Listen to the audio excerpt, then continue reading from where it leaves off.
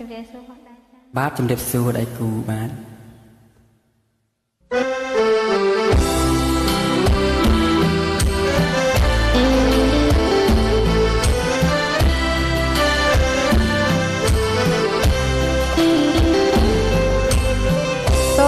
តនមាសបងតងហងស្រស់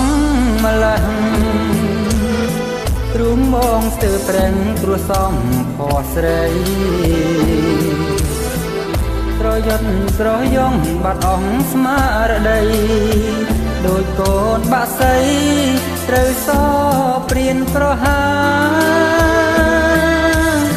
លោទាំងរឹកពីមីយិតឥតលៀងពីរੂសំនៀងដោយសារិកាបែបភាំងមកអូនបងសុំស្នេហាតាកាហៅក៏និថាព្រមស្នេហាបងទេអើយចេញឲ្យឆាំកុំមកផ្លែកាប្រយ៉ាខ្ញុំថាឲ្យបងខ្មាគេ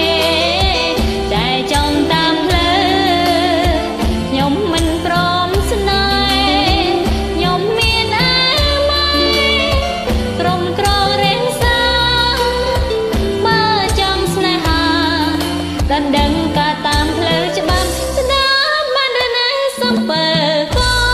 ងខំគ្រាន់តែប៉ុណ្ណឹងបងសូមត្រង់ត្រាប់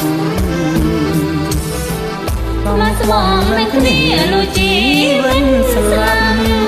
នួជាគូកងព្រមជាតិទៅអើយ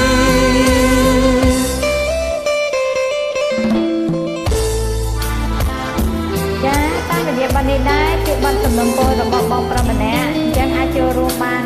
គ្រប់ពេលវេលាណាហើយបងនេះផងដែរនេះខ្ញុំអត់ទៅចេះទេបើខុសត្រង់ណាក្តីសូមអធិស្ឋានផង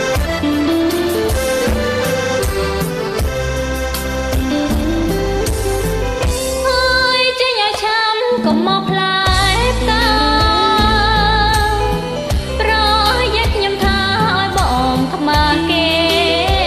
តែចង់តាមផ្លូវខ្ញុំមិនព្រមស្នេហ៍ខ្ញុំមានអើ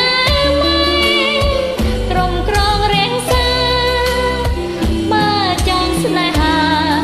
ដណ្ដឹងការតាមផ្លូវច្បាប់ស្ដាប់បានឬនៅសំពើគ្រាន់តែប៉ុណ្ណឹងបងសូមត្រង់ត្រាប់បងស្មងនឹងគ្នាលុជីវិនស្លាប់នួជាគូកងព្រមជាតិទៅអើយ